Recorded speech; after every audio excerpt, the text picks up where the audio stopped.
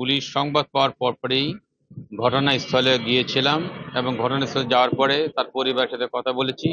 পরিবার বিস্তারিতভাবে আমাদেরকে বলেছে এবং বলার পরে তারা থানায় থানাকে তারা আগে পূর্বে অবহিত করে নাই।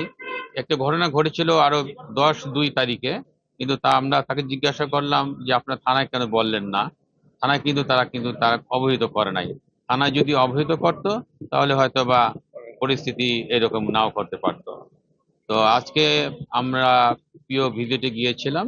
প্রিয় ভিজিটে যাওয়ার পরে সেখানেও পরিবারের তার বাবা মার সাথে কথা হয়েছে, ভাইয়ের সাথে কথা হয়েছে, তারা বিস্তারিত বলেছিল। আপনারা ওখানে ছিলেন এবং তাদের কাছ থেকেও আপনারা কথা শুনেছেন।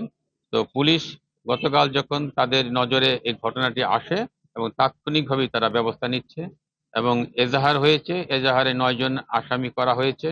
এই ধর্ষক হিসেবে 4 জন এবং সালিসকারী হিসেবে 5 জন।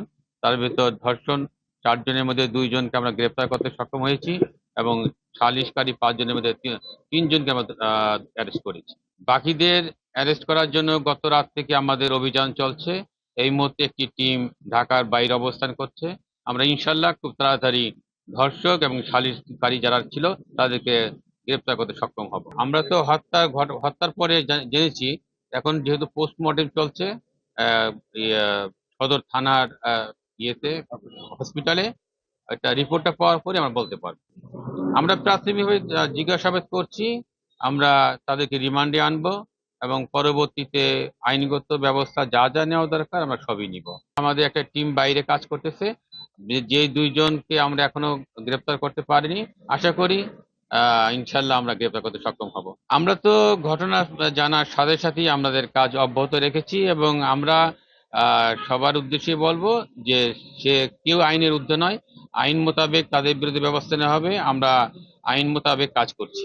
তাদের নাম হচ্ছে মোহাম্মদ আলী মেম্বার ওরফে আহমদ, মোহাম্মদ ইমরান দেওয়ান এবং মোহাম্মদ আয়ব। তাদের রাজনৈতিক পরিচয় কি আছে? এটা এখন পর্যন্ত আমরা জানতে পারিনি। আমরা তদন্ত করে জানতে পারবো। আর দর্শক হিসেবে যে দুজনকে আটক করেছেন সেই দুজনের নাম?